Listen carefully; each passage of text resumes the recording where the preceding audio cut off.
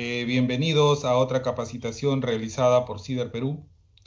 Estamos muy contentos por sus comentarios, sus saludos de todo el Perú, como es Cajamarca, Piura, Tumbes, La Libertad, Chiclayo, Lima, Chimbote, Tacna, Arequipa, Puno, Iquitos, y también de nuestros amigos que se unen semana a semana, como es de México, de Ecuador, de Bolivia y también Colombia. Eh, Gracias nuevamente por la acogida que estamos teniendo en todas estas semanas que venimos brindando algunas capacitaciones sobre construcción. Hoy hablaremos un tema que es cimentaciones superficiales parte uno, que son cimentaciones corridos y sobrecimientos, a cargo del ingeniero Raúl Antón. Déjenos sus comentarios y sugerencias, que al final de la presentación realizaremos una ronda de preguntas. Entonces, sigan dejándonos los comentarios, de repente sugerencias o de repente algún tema que quisieran comentar para poder entrar en otra capacitación de otra semana o otro tema, por decir así. También para hacerle recordar que al final de la presentación dejaremos un enlace al final en la parte de los comentarios para la obtención de los certificados. Ustedes ingresan al enlace, llenan sus datos, los datos tienen que ser correctos, porque estos datos justamente nosotros usamos para hacer el llenado de los certificados. Y los certificados se estará enviando la próxima semana. También mencionarles que al final de la presentación, antes de la ronda de preguntas, vamos a indicarles mediante una presentación que es corta de una lámina, cómo obtener los contenidos de las capacitaciones que se vienen brindando semana a semana. Bueno, sin más preámbulo, le damos la bienvenida al ingeniero Raúl Antón. Buenas noches, Raúl. Hola Roland, ¿qué tal? Buenas noches y buenas noches con todo el público que nos acompaña esta noche a otra capacitación que brinda CIDER Perú en temas de procesos constructivos para edificaciones. Eh, bueno, hoy día, como el tema se ha generado a petición de todos ustedes, vamos a conversar, vamos a explicar el tema de las cimentaciones superficiales.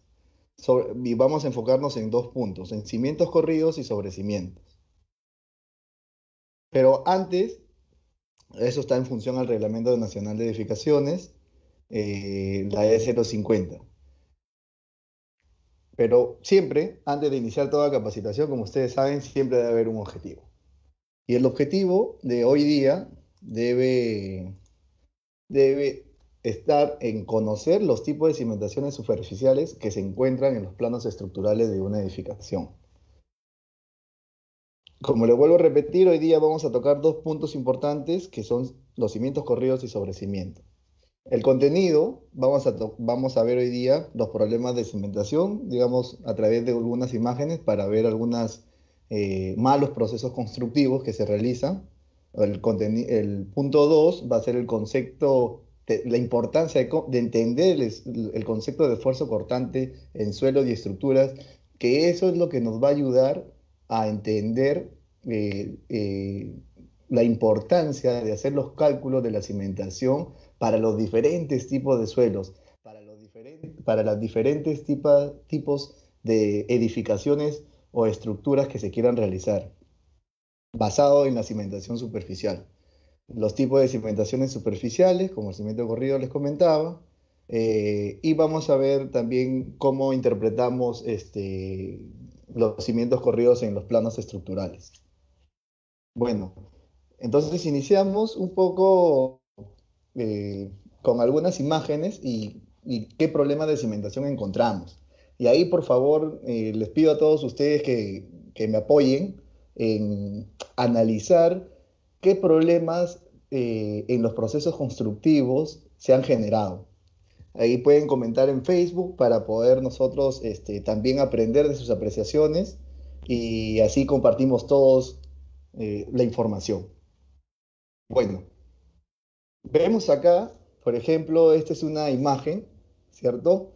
Eh, donde hay una, si se visualiza acá, todo esto es la cimentación de una casa, de la casa vecina, esta estructura de fierro corrugado que está, digamos, que le pertenece, que se asienta sobre una zapata, pertenece a la vivienda que se va a construir o a la edificación que está en proceso de construcción, pero estas edificaciones se asientan sobre suelos, sobre un suelo arenoso, como se fijan ustedes. Entonces, mi pregunta es, ¿qué pasó o qué mal proceso constructivo se realizó a la hora de hacer la cimentación de mi edificación nueva? ¿Qué pasó con el suelo donde se asienta la edificación vecina? ¿Qué es lo que pasó? Esa es una pregunta. Por favor, que ustedes puedan contestar en Facebook. Sería importante si ustedes analizan qué es lo que pasó. A la hora de, por ejemplo, puede ser que a la hora de hacer las excavaciones de mi suelo para hacer mi zapata, como es un suelo arenoso que, digamos, no está muy denso, lo que ha pasado es que se ha empezado a desprender y ha empezado a generarse un hueco debajo de la cimentación de la casa vecina. Y la probabilidad de que esa casa vecina sufra un asentamiento se va a dar, de todas maneras. Entonces, ese es, digamos, problemas que a la hora de hacer cimentaciones no prevés la afectación de la cimentación vecina. Vamos a otra imagen. Por ejemplo, acá. ¿Qué es lo que está pasando acá? A ver, ¿qué dicen eh, nuestros compañeros que están ahí acompañándonos en Facebook? ¿Qué es lo que se ve acá? Por ejemplo, tenemos una parrilla de fierro corrugado que le pertenece, digamos, a la zapata, la columna donde se asienta, la armadura de la columna donde se asienta sobre la parrilla, pero ¿qué problemas se ven?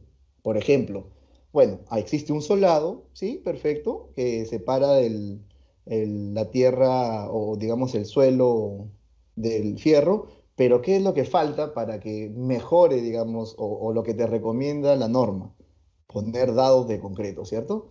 Justo en estos puntos, digamos, estoy ahí poniendo en círculos, no se encuentran los dados que te va a dar el nivel suficiente para seguir dándole el recubrimiento al fierro, que es lo más importante en la estructura, ¿no? Y adicional, también si ustedes se fijan, ¿ven? Acá también el fierro está muy pegado a al suelo, sabiendo de que hay una posibilidad, si es que no han hecho estudios o ensayos químicos, de que esté contaminado con sulfatos o cloruros. Y sabemos que los cloruros va a ser un agente nocivo para el fierro de construcción, ¿no? Entonces, vamos a otra imagen. Eh, por ejemplo, acá. Esta es una imagen muy, muy especial. No sé si ustedes visualizan. Esta es la edificación que quieren construir, ¿no? Al costado, si ustedes ven, es toda esta línea recta, es lo que podemos entender es como una viga que va a amarrar estas dos columnas, pero ¿qué es lo especial que tiene acá? Cuál es el problema que se está generando o que en esta construcción están haciendo, ¿no? Digamos, es que esta viga que amarran entre estas dos columnas se asienta sobre el piso ya existente, sobre el piso de concreto. Entonces no se asienta sobre el terreno sobre el suelo, ¿no? Entonces no hay un confinamiento de la viga, de la viga muerta, que muchos lo conocen, o de la viga puede ser, llamemos como viga de cimentación, no tiene nada, ningún amarre. Ese es un problema, digamos, que sorprendentemente en la construcción también se realiza por falta de conocimientos o por falta también de realizar procesos empíricos, ¿no? Son problemas, digamos, cotidianos que vamos mostrando.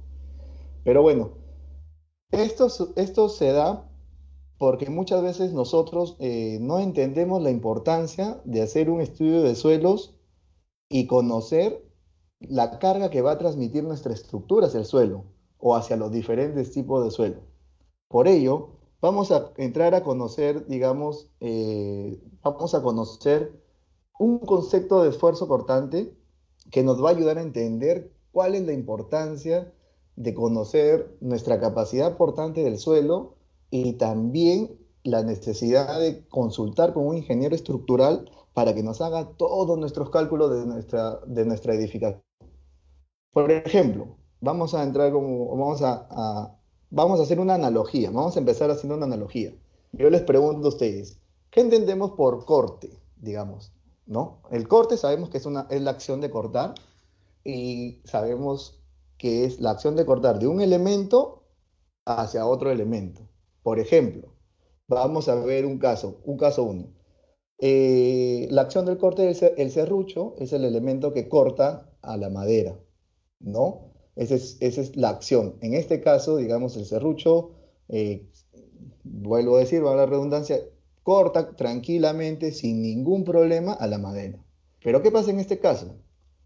En este caso, perdón, en este caso, el serrucho, eh, vamos a ver si el serrucho puede cortar el fierro, al fierro de construcción. En este caso, nuestro fierro Cier Perú. Ya dicho sea de paso, vemos que nuestro fierro Cier Perú es súper resistente. El fierro, el fierro no va a ser cortado por, digamos, por este serrucho.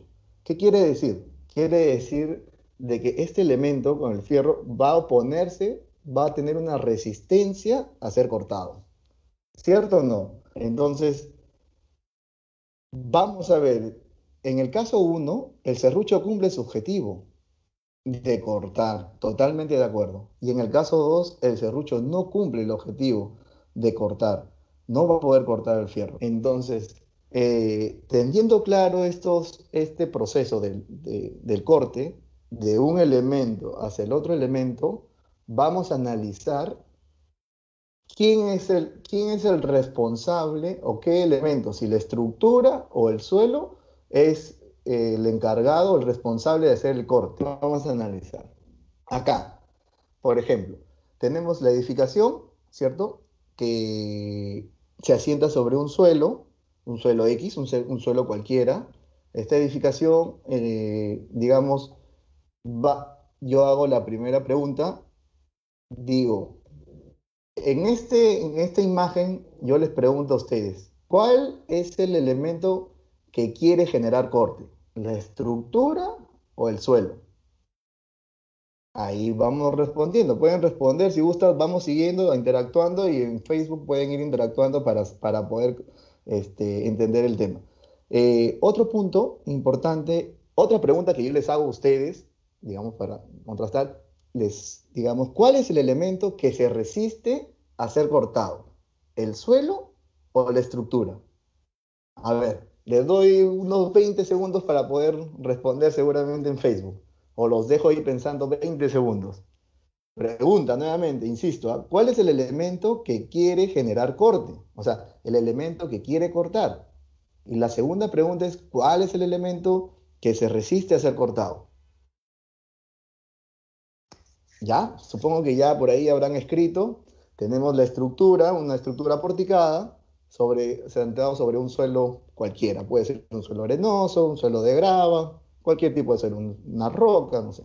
Entonces, teniendo, digamos, estas dos preguntas, vamos a analizar qué es lo que está pasando. De acuerdo a la mecánica de suelos, el elemento que va a generar el corte es la estructura, o sea, nuestra edificación, ya que, como bien sabemos, la estructura va a transmitir cargas, o sea, el peso propio, ¿no? Por ejemplo, las cargas muertas que conocemos, las cargas vivas, inclusive las cargas dinámicas, ¿no? O las cargas que le llaman las cargas solicitadas. Entonces, esas cargas lo que va a hacer es transmitir al suelo va a transmitir cierta carga y el suelo es y el elemento que digamos, lo que buscamos es que el suelo resista o que evite hacer cortado. Eso es lo que buscamos. Por eso es que nuestra edificación, dependiendo del tipo de edificación, sobre el suelo que se asiente, el suelo tiene que evitar hacer cortado, digamos, a evitar alguna falla, tanto por corte o tanto por asentamiento. Esa es, digamos, la idea. Por eso, insisto, ¿quién es el elemento que genera el corte? La estructura. Ya sabemos que la estructura, porque acá estoy justo señalando todas las flechas que van generando las cargas y se van transmitiendo por la cimentación hacia el suelo. ¿Y quién es el elemento que se resiste a ser cortado? Es el suelo. Entonces, por eso, acá, carga transmitida de la estructura hacia el terreno y el material que resiste la carga transmitida, es el suelo de cimentación. Entonces, teniendo este concepto claro, vamos a ver otras analogías. Por ejemplo, vamos a entender más a precisión cómo tienen estas deformaciones. Por ejemplo, tenemos una esponja y una caja de cartón vacía. Por favor, necesito si bien es cierto, necesito que interioricen bien esta información para poder, digamos, canalizar la demás información de la cimentación. Y esto te va a servir para poder entender, digamos, la información que tú recibas en los planos. Una caja de cartón, por ejemplo, vacía, es la estructura, sabemos, y se pone sobre una esponja. En este caso vamos a asumir que la esponja es el suelo. La estructura obviamente está transmitiendo cargas, pero no hay una deformación evidente, ¿no? Es una caja vacía que no está generando ninguna deformación en la esponja. Pero ¿qué pasa? ¿Qué pasa si en lugar de la caja vacía ponemos otro material? Ahorita ponemos un dispensador de cinta Scotch. Ese dispensador se vuelve en la estructura. ¿Y qué es lo que está pasando? Como tiene mayor peso o mayor carga, ¿cierto? Y al transmitir esta carga hacia la cimentación o en este caso, hacia la esponja, va a generar cierta deformación. Se genera cierta deformación y se vuelve como este tipo de ondas, ¿no? Generan cierta deformación. Entonces, se está generando, se nota evidentemente que mientras más carga yo le ponga a esta espuma o al suelo, el suelo va a generar ciertas deformaciones, hasta el punto que llega a fallar, pero vamos a seguir viendo. Por ejemplo, vamos a simular de que este rectángulo plomo es la carga, digamos, que es el material, el dispensador de cinta Scotch, y esta línea de color tierra, digamos, esta línea de color tierra, es el suelo. Esa es la representación gráfica. Y estas flechas rojas hacia abajo son las cargas que está transmitiendo en la edificación o, en este caso, el ejemplo que tenemos, el dispensador hacia el suelo o hacia la esponja, en este caso. ¿Qué es lo que sucede cuando esto pasa? ¿Cómo se representa gráficamente? Se representa de esta manera. Entonces, estas cargas son responsables, o mejor dicho, el peso de la cimentación, de la estructura, perdón, son las responsables de generar esta deformación del suelo. Pero no olvidemos que el suelo es el material que se resiste a ser cortado. Por eso, perdón, salen estas cargas hacia el sentido contrario, digamos, mirando hacia arriba, que son las cargas del suelo, que dice, no, yo tengo más fuerza que tú y no voy a dejar eh, que me deformes o que hagas, digamos, ciertos asentamientos. Entonces, vayamos. ¿Qué es lo que está pasando? ¿Cómo podemos evitar, digamos, la pregunta es, ¿cómo podemos evitar esta estructura, esta deformación? O, digamos, disminuir la deformación del suelo. ¿Cómo lo podemos determinar? Vean acá, fíjense que acá el dispensador de cinta Scotch está solo, y acá en la siguiente imagen tenemos que a este dispensador le ponemos una base, un área de contacto. Es una madera, es una tabla, ¿no? Esta tabla va a hacer que la carga que transmita que transmita esta estructura se distribuya de otra manera, evitando esas deformaciones, ¿no? Por eso, digamos, en esta imagen, este es, por eso es que en esta imagen vamos a suponer, ya un poco más real, que este es un cimiento, se asienta sobre un suelo firme, este color tierra es un suelo compactado, un suelo relleno, eh, donde toda esta carga se transmite hacia la cimentación y la cimentación se transmite hacia el suelo firme. Y obviamente este suelo firme va a tener un grado de reacción.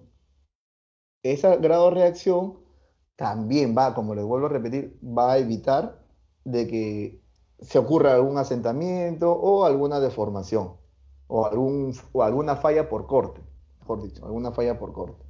Entonces, como conclusión, digamos, la carga de la estructura transmitida al suelo dividida entre el área de contacto es igual al esfuerzo transmitido.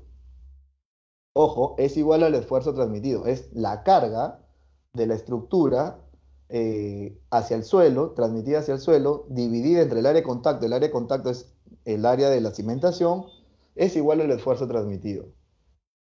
Pero, digamos, si el esfuerzo, este esfuerzo transmitido genera corte en el terreno, entonces se está evaluando la resistencia al esfuerzo cortante.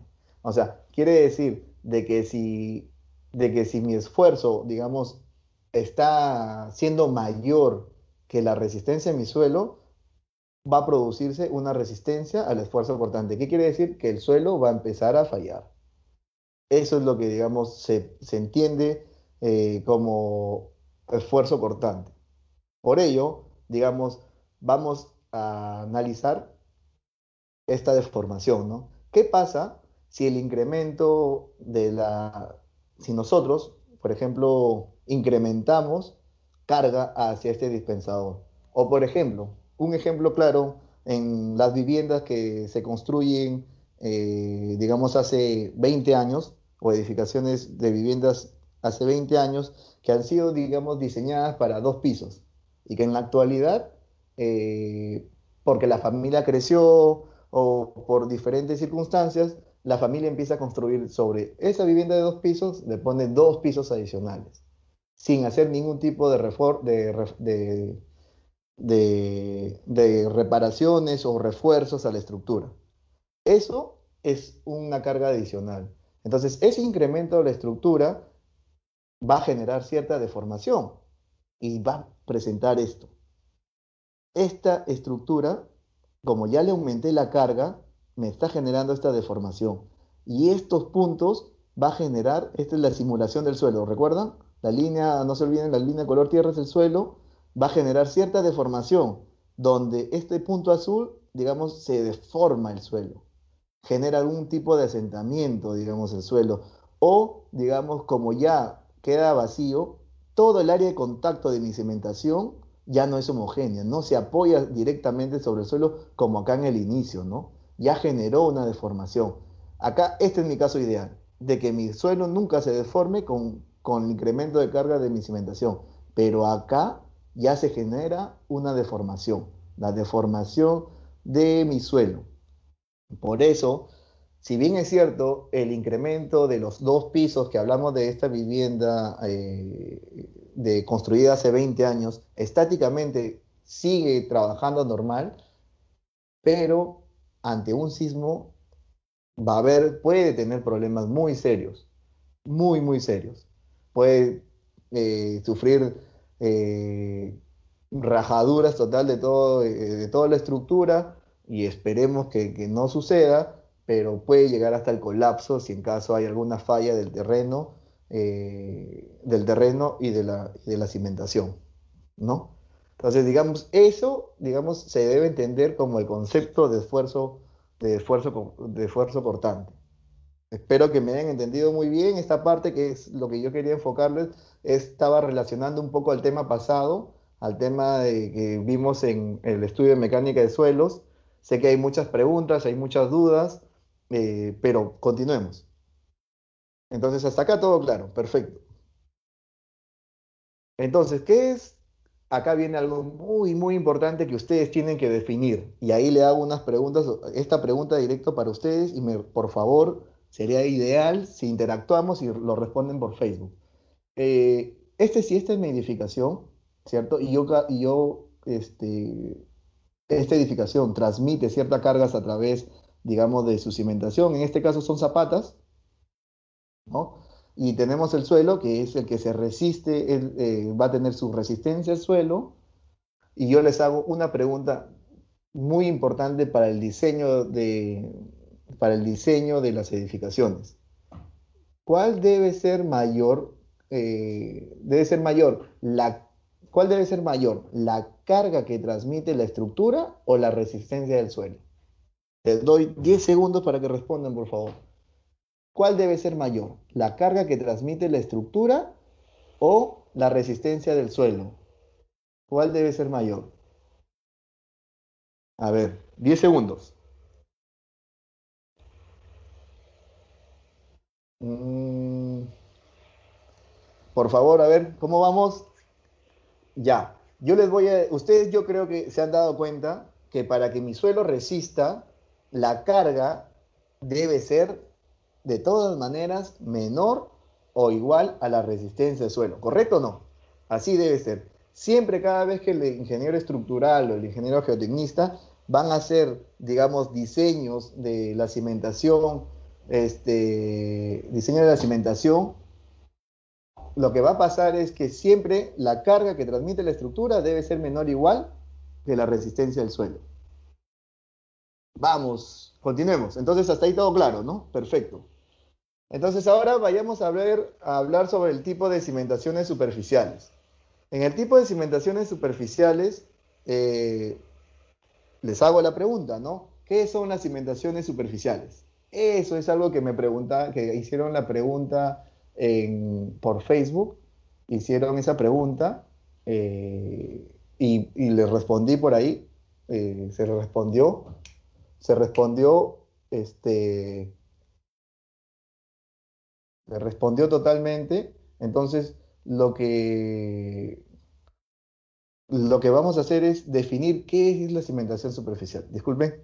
Ya, entonces la cimentación ya de por sí sabemos de que va a ser la responsable de transmitir todas las cargas a la cimentación. Pero, ¿qué son las cimentaciones superficiales? Acotando, digamos, digamos añadiendo de que también hay cimentaciones profundas, pero ahora estamos concentrados en cimentaciones superficiales. Estas cimentaciones superficiales tienen una relación que deben de cumplir, que está en función a la profundidad y al ancho. Acuérdense que la profundidad, que es el DF, digamos, es la distancia del nivel de piso terminado hacia el fondo de la cimentación. Y eso, digamos, dividido entre B. Y B, acuérdense que es el ancho de la cimentación, de la base. ¿Se acuerdan que lo vimos en la semana pasada en la clase de suelos? Lo manejamos ahí, presentamos la profundidad de la cimentación superficial. Entonces, eso debe ser menor o igual a 5. Esa debe ser la relación. Siendo, como les comento, DF la profundidad de la cimentación y B el ancho del diámetro. Es el ancho o el diámetro de la misma, porque podemos tener cimentaciones de forma circular. ¿Qué más? Las cimentaciones superficiales, ¿quiénes son las cimentaciones superficiales? Son las zapatas aisladas, conectadas y combinadas. Las cimentaciones continuas, llamamos a los cimientos corridos, y también son cimentaciones superficiales las plateas de cimentación. Ya, y como bien sabemos, digamos, las zapatas y las plateas deben de tener, por lo general, una forma regular. Bien deben tener una forma cuadrada o deben de tener una forma rectangular. O en su defecto, circular, por ejemplo, las cimentaciones que hablamos para los reservorios, ¿no? Que los mostramos a continuación. Por ejemplo, acá, digamos, para la zapata cuadrada, digamos, los lados son iguales. Para el rectangular debe de cumplir que el lado debe ser menor o igual a 10 veces el ancho, son las condiciones. En el circular, digamos, el diámetro, también debemos de calcular el diámetro. El tema de las cimentaciones, las zapatas continuas, El lado debe ser mayor o igual a 10 veces el ancho de la base.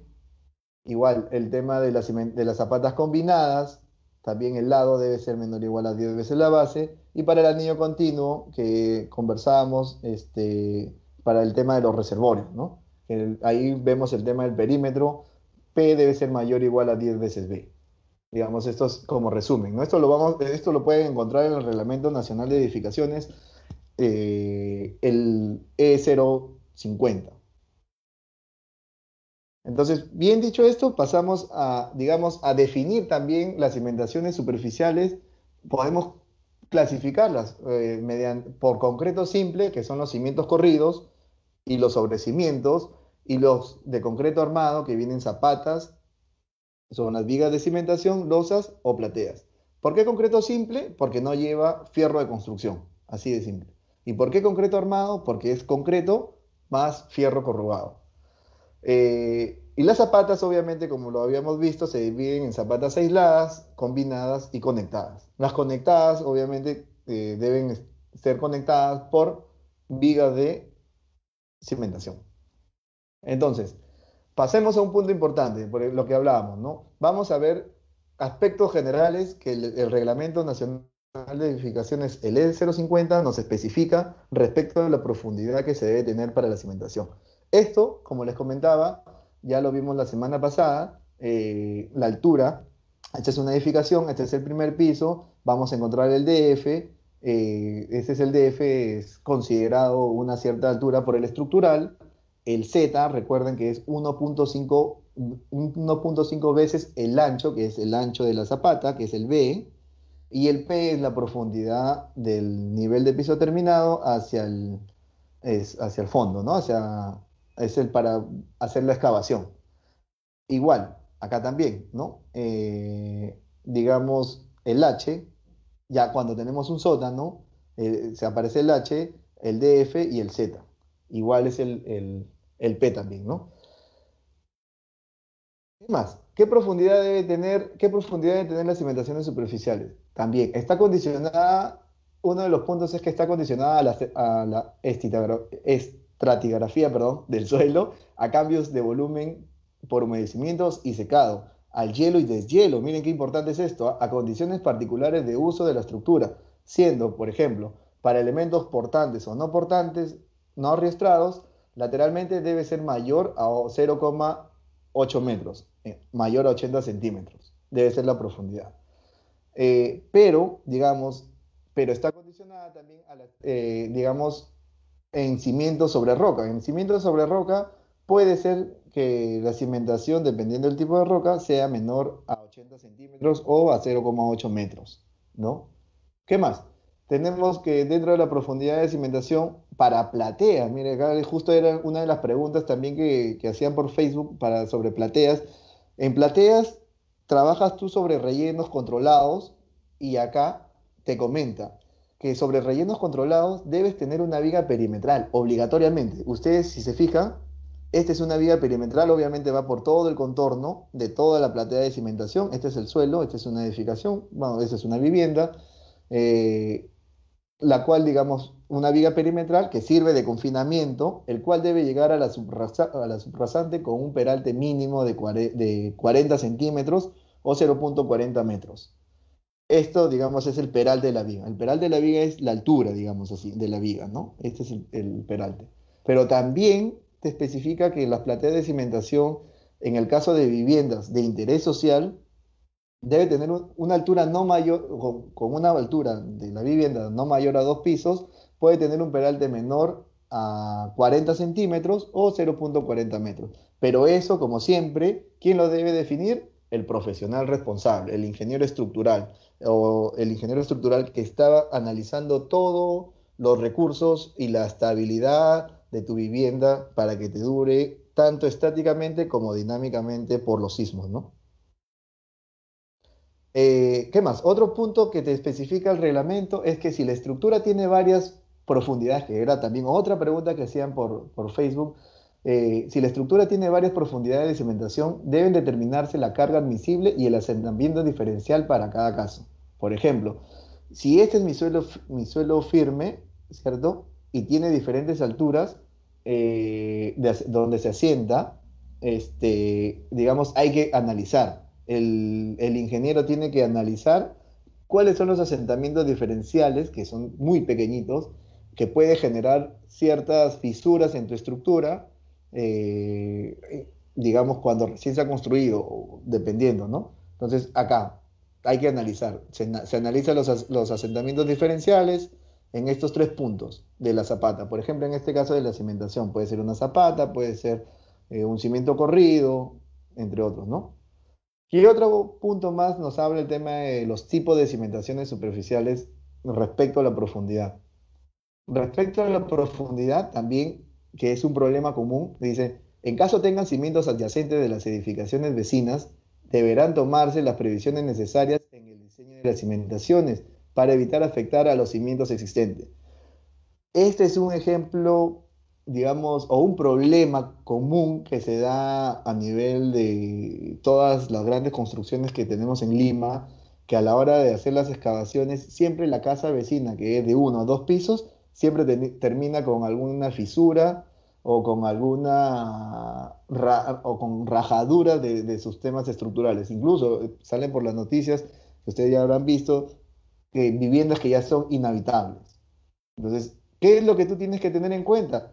Por ejemplo, si tú vas a excavar, por ejemplo, ¿no? Acá, unas excavaciones de 3 metros y tienes esta vivienda vecina, que por ejemplo acá tiene puro cimiento corrido y acá ves una construcción antigua, puro ladrillo artesanal, el quincón, digamos, macizo. ¿Qué es lo que están haciendo acá? Están, digamos, apoyando, reforzando para evitar algún tipo de fisuras de la estructura o asentamientos de la estructura con perdón, con calzaduras. Entonces están haciendo calzaduras. Ojo que las calzaduras actualmente no se utilizan para este tipo de edificaciones, ¿no? Eso ya está prohibido, ¿no? Pero digamos, dependiendo, va a depender del tipo de profundidad de las, de las cimentaciones o de la edificación. Ahora lo que es obligatorio hacer es el tema del muro pantalla, ¿no? Y usted ya lo conoce. Por ejemplo, otro problema importante que es frecuente, ¿no? Cuando la cimentación queda por debajo del nivel de fondo de la cimentación vecina, el profesional analiza el requerimiento del sostenimiento, ¿no? Entonces, acá, ¿qué podemos hacer? También calzaduras, ¿no? Por ejemplo, como es un espacio pequeño, también. Pero fíjense acá lo importante, ¿ah? O digamos el detalle. Acá hay un detalle que la vivienda vecina tiene, me animaría a decir de que tiene, que digamos, por ser un suelo de conglomerado, un buen suelo, el muro se está sentando directamente sobre el suelo. Pero sí, digamos, la columna tiene como una especie de, también se asienta directamente sobre el suelo, pero no tiene un cimiento corrido, ¿no? No hay nada, acá solamente se asienta directamente sobre el muro. Un problema que va a afectar de todas maneras en el futuro a esta vivienda, ¿no? Ante un sismo. Digamos, eso hay que también prever, ¿no? Por eso, digamos, eh, por eso es la importancia, ¿no? La importancia de entender, por favor, les pido así, de entender de que cada proyecto debe tener su propia evaluación, sus propios planos de cimentación para, digamos, tener una mayor seguridad. Eso es total, hay que siempre tenerlo nosotros presentes. Por eso hago una pregunta, ¿no? ¿Puedo utilizar yo el mismo plano de cimentación de la casa de mi amigo o de la edificación de mi vecino, que es una edificación de 6 pisos? ¿Yo puedo utilizar esa misma cimentación? Hago esa pregunta, lo dejo para ustedes, para que reflexionen sobre el tema. Por favor, recuerden que, nuevamente insisto, que cada proyecto debe tener sus planos tanto de arquitectura, de estructuras, de gas, de instalaciones eléctricas y sanitarias, porque cada uno tiene su particularidad, salvo que sea una réplica, ¿no? Y aún así deben de tener en cuenta que los suelos no son los mismos. No podemos trasladar un proyecto de edificación de Miraflores hacia Ventanilla, diferente, porque de repente en Miraflores, se me ocurre, ¿no? Como idea, utilicé cimiento corrido, Pero ese cimiento corrido, yo me voy a Ventanilla, donde es un suelo, digamos, arena media densa o media suelta, donde hay contaminantes dentro, no puedo utilizar. Es- Obviamente para diferentes tipos de estructuras, ¿no? Debemos de tener cuidado. Por eso es consultar siempre al especialista, al ingeniero estructural o sobre todo al ingeniero estructural. ¿Qué más? Ya, ahora entramos a otro punto importante, el cimiento corrido. El cimiento corrido, ¿qué son los cimientos corridos? ¿Y dónde los utilizo? Ustedes, ¿qué opinan? ¿Tienen algo claro de lo que es el cimiento corrido? El cimiento corrido sabemos que es un tipo de cimentación superficial que se usa generalmente para la construcción de edificaciones, ojo, miren, de baja carga estructural. Por ejemplo, una vivienda de albañilería. Esta puede ser de albañilería confinada o puede ser entre otro tipo de albañilería. Y se utilizan como base para soportar a los muros de albañilería. Estos muros, digamos, de albañilería, que son unos muros portantes, son los encargados, si hablamos de albañilería confinada, estos muros, ¿no? Que están confinados y son portantes, van a transmitir tanto la columna, tanto el muro, van a transmitir todas las cargas hacia la cimentación. En este caso, hacia el cimiento corrido y de la cimentación transmiten hacia el suelo. Entonces lo utilizamos como base para muros de albañilería, ojo, pero se recomienda, ¿no? Para edificaciones de baja carga estructural. Por ejemplo, el cimiento corrido, vamos a tener algunas información dependiendo del tipo de suelo. Si hablamos para suelo blando, la zanja que debemos de realizar es de más o menos 1,20 m. Este, el, por ejemplo, para el suelo, la zanja es 1,20 m. El cimiento, digamos, en ancho y altura, debe ser un ancho por lo menos de 80 centímetros y de una altura de 1 metro aproximadamente, ¿no? Y para un suelo normal, digamos, la zanja debe ser 1 metro y el cimiento, fíjense cómo se reduce el ancho del cimiento, ¿no? De 80 se redujo a 40 para un suelo normal. Un suelo normal hablamos un suelo de conglomerado, un buen suelo, un suelo firme, por ejemplo, Miraflores, San Isidro, parte de Caraballo también tiene un buen suelo, entre otros distritos, por ejemplo, que también verificamos la semana pasada, ¿no? Leyendo el mapa de microzonificación sísmica. Entonces ahí también podemos ir analizando, ¿no? Obviamente, como no se olviden que es para edificaciones de baja carga. Y acá, por ejemplo, tenemos el cimiento corrido, pero acá les hago una pregunta, ¿no? Acá les pregunto, ¿en qué tipo de suelos recomendaría reforzar el sobrecimiento? Hablamos ya de sobrecimiento. Acá. Nosotros sabemos que el sobrecimiento lo que nos ayuda o lo que nos sirve es, digamos, para asentar los muros y evitar de que los muros de albañilería o los muros de ladrillo tengan contacto con el suelo para evitar las filtraciones de la humedad.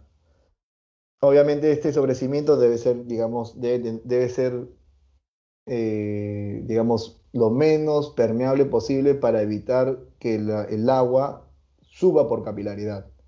Pero ¿y en qué? Y la pregunta es, esos son sobrecimientos simples que no tienen estructura de fierro, pero hay sobrecimientos que sí tienen estructuras, ¿no? De fierro corrugado. Entonces, se reforzará el sobrecimiento en caso de la vivienda se encuentre sobre suelos arenosos o arcillas blandas. Esto se realiza colocando una armadura de modo de viga antes del encofrado. Digamos, esas son recomendaciones, ¿no? Ese es parte del cimiento corrido, del sobrecimiento en este caso, sobrecimiento. Y acá les hago un ejemplo. Acá sí, vamos a analizar. De acuerdo a todo lo que hemos visto, vamos a analizar un caso.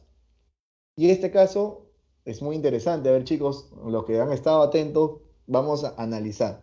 Dice, si encuentras en los planos que la cimentación no se sienta sobre un mismo suelo, por ejemplo, que fue una pregunta también de la semana pasada, esta es la edificación, ¿cierto? Esta es su cimentación. Vamos a hablar que esta es una zapata. Esta es una zapata central y esta es una zapata en esquina, ¿no? Entonces, pero si ustedes analizan, Si ustedes analizan, esta cimentación, perdón, antes de continuar, y tenemos dos tipos de suelo, miren, un suelo que es una grava bien graduada, que se separa por esta línea, si ustedes me siguen, por favor, y una arena limosa, que está por encima, ¿no? La pregunta es, o mejor dicho, ya, vamos a hacer la pregunta. ¿Qué pasa con esta vivienda? Si es que estas zapatas, si es que estas, o con esta edificación, perdón, ¿qué pasa con esta edificación si estas zapatas no están conectadas? ¿Habrá algún asentamiento? ¿Dónde se hará en qué suelo se hará el asentamiento? ¿En la arena o en la grava? Bueno, hay que analizar, ¿qué analicemos? Entonces, ¿dónde se va a dar el posible asentamiento? En la arena. Totalmente de acuerdo con ustedes, acá, en la arena. En la arena se va a dar el asentamiento. En la grava, obviamente ya encontramos que es un material más firme y por acá posiblemente van a empezar a presentarse las fisuras, ¿no? Por esta zona, porque este va a asentarse, va a tener un asentamiento diferencial. Y miren, igual tiene una distancia entre estas de 1,20 m aproximadamente. Y está la posibilidad de que por acá se dé el asentamiento de la edificación. Ante eso, nuevamente insisto, ¿qué haríamos? ¿Seguimos construyendo si es que nos damos cuenta? ¿O llamamos al ingeniero responsable? ¿O le damos una solución? La solución, les pido que por favor, como estamos analizando este caso, lo escriban por Facebook. ¿Qué les parece esta información? Entonces, ese es un caso interesante que me parece muy bueno analizarlo, así que por favor, sigamos sacando más conclusiones. ¿Qué más? El cimiento corrido, por ejemplo, ¿no? En caso, ahí va a haber, si en caso podemos hacer mejoras con subcimientos, que son concreto más pobre, cimiento corrido, sabemos ya va a ser otra clase después, sabemos que el cimiento corrido es un concreto de una resistencia de 100 kilogramos, y el subcimiento, digamos, es un concreto mucho más pobre, lo que te sirve es para mejorar o estabilizar el suelo malo que tengas por ahí, ¿no? Bueno, un poco vamos yendo a interpretar rápidamente eh, estos tipos de cimentaciones del cimiento corridos en los planos de estructuras. Por ejemplo, tenemos acá el cimiento corrido, ven, por lo general esta es la identificación. ¿Cómo ustedes van a identificar el cimiento corrido? Siempre va a ser por este tipo de gráfica, con, digamos, estos son las bolonorías, las piedras grandes que le llamamos. Siempre va a ser su gráfica. Va a tener diferentes formas. La pregunta yo le digo, este corte CC, ¿en dónde se encuentra en la edificación? ¿Se encuentra en la parte lateral? ¿En la parte central? ¿En dónde se encuentra? Esa es una pregunta que se los dejo a ustedes para que analicen. El corte CC, digamos, de un plano estructural, es muy posible que esté en la parte central, ¿correcto? Este, ¿Qué más? Esto hay sobre cimientos, como conversábamos, hay cimientos corridos que tienen sobre cimientos y les hago otra pregunta. Por ejemplo, ¿no? Tiene sobrecimiento, sobrecimiento, sobrecimiento, y acá tenemos un corte, digamos, de un sobrecimiento, perdón, de un cimiento corrido que no tiene sobrecimiento. Entonces, no necesariamente todos. ¿Por qué debe ser esto? Ya debe ser algún desnivel del terreno, por ahí es una estructura que no fluye el agua, es decir, varias variables. Por eso les pregunto, ¿no? Si conocemos que la altura del, del cimiento, del cimiento corrido es de 90 centímetros, les hago la siguiente pregunta. ¿Podemos intuir de qué suelo, sabiendo que obviamente está en las especificaciones técnicas, de qué suelo sobre qué suelo se está cimentando? Sí, ¿no? Porque recuerdan que había una tablita que mostramos en las páginas anteriores, en las diapositivas anteriores, sobre las alturas de suelos blandos y las alturas de suelos rígidos, ¿no? O suelos normales. ¿Qué más? También, como les comentaba, van a tener este cimiento. este cimiento armado, o sea, este sobrecimiento armado, tenemos el cimiento y este es el cimiento armado, ¿no? Sobrecimiento armado. Entonces, esto también vas a encontrar, nos va a ayudar a mejorar toda la estabilidad de la estructura, ¿correcto? Eh, bueno, eso, digamos, hasta ahí. Espero que hayamos conectado, que la información haya sido clara, que se vayan con un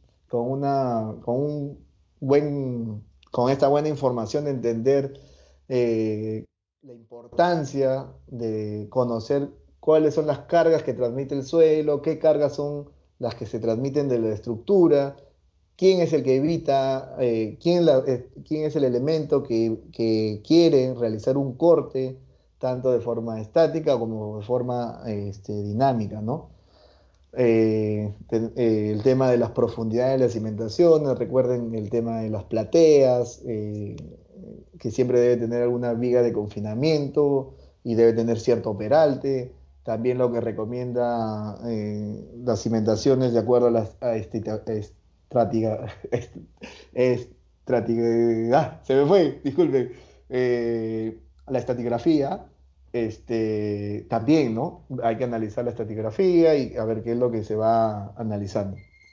Por eso, digamos, siempre, ¿no? Estas son cosas importantes que de ustedes como maestros de obra, como ingenieros o como posiblemente también propietarios de las viviendas puedan conocer un poco esta información para entender la importancia de siempre de hacer tus planos estructurales con un profesional conocido, en tu entorno o por recomendaciones, que te hagan un buen plano estructural para que para que ahorres, como siempre digo, recursos, para que no hagas una zapata demasiado grande, para que no hagas profundidades demasiado grandes, excavaciones demasiado grandes, y te dé cierta estabilidad a tu estructura.